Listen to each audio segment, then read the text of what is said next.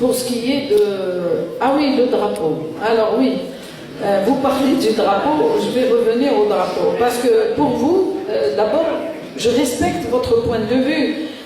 Vous dites, je ne veux pas de drapeau d'Al-Jazair, l'Akhdar, l'Ahmar, l'Abyad, l'Ajmar, parce que dans Sanjaq, 1958, vous dites que l'Alam, c'est l'Alam الأمازيغية الإعلام تاعنا كما نقولوا حنا الهوية تاعنا الحقيقية.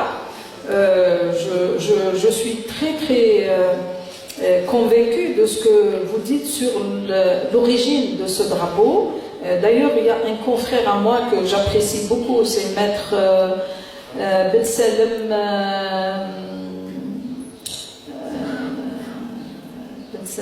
Athman, qui a fait même une vidéo dans ce sens pour expliquer le drapeau de la Mazérité, qui a expliqué les couleurs, qui a expliqué l'historique de ce drapeau, d'où il vient, son côté même qui va au-delà de l'Algérie, mais plutôt de l'Afrique. Si, mais lui, il a expliqué toutes les couleurs. Non, c'est le même. Regardez, il a une vidéo qu'il a publiée. Non, monsieur rouge ou noir. Non, c'est le même. Il l'a expliqué. Le noir. D'accord. Donc, moi, vous me dites il faut enlever ce drapeau. Je pense que si on est des démocrates, mais si une personne, ou la 10, ou la 20, ou la même 1 million, qui vont dire à 40 millions ou plus de 42 millions, il faut enlever. Il faut qu'il y ait un débat. D'accord. Je ne vous dis pas, je ne discute pas. C'est pas vous me demandez moi de décider ou quoi? Je ne peux pas décider ça. Si vous êtes démocrate, c'est une décision qui revient au peuple, non? Vous êtes d'accord? Eh bien, il peut faire l'objet d'un débat. Vous êtes d'accord? Pour le débat? C'est ce que je veux. J'essaie de comprendre. Peut-être ma femme. Maintenant, l'arabe et l'islamité. C'est vrai que sur l'islam, je crois que j'ai déjà répondu. J'ai déjà répondu pour dire l'islam ou une autre religion, je pense que c'est quelque chose de très privé. Ça concerne chacun de nous. Si quelqu'un est musulman, vous n'avez pas le droit de lui dire vous n'avez pas le droit d'être musulman. Il a le droit d'être musulman, de choisir sa religion. Non, il a le droit. Vous allez lui dire non, il ne faut pas être musulman.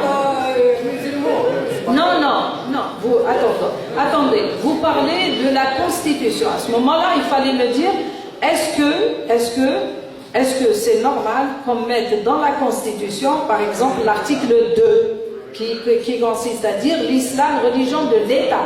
C'est ça ce que vous voulez dire? C'est ça? D'accord. Alors, mais justement, la Constitution doit faire l'objet d'un débat où on va aller vers une Constitution qui va être discutée par les Algériens et qui vont choisir. Mais, personnellement, je dis que la personne ou les personnes ou ce système qui met l'islam, religion de l'État, déjà ne comprend rien à l'ordre constitutionnel. Pourquoi? Parce que tout simplement, l'État est une personnalité morale. D'accord? L'État, c'est moral, c'est pas physique. C'est comme un suis un être humain, mais l'État, c'est qui? L'État, c'est le sol, c'est le peuple, ce sont les institutions. Donc c'est ce qu'on appelle, en jargon juridique, la personnalité morale. Une personnalité morale ne peut pas avoir de religion. Une personnalité morale ne peut pas avoir de religion. C'est la personnalité physique qui peut avoir une religion, mais la personnalité morale ne peut pas avoir de religion.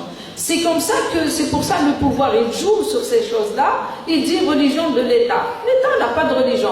Par contre, l'État doit garantir en tant qu'État la liberté de culte et la liberté de conscience. Chacun est libre. Celui qui veut être musulman, il a le droit. Celui qui veut être autre chose, il a le droit. Mais la Constitution, en tant que symbole de la loi la plus importante de l'État, la loi supérieure de l'État, c'est la Constitution.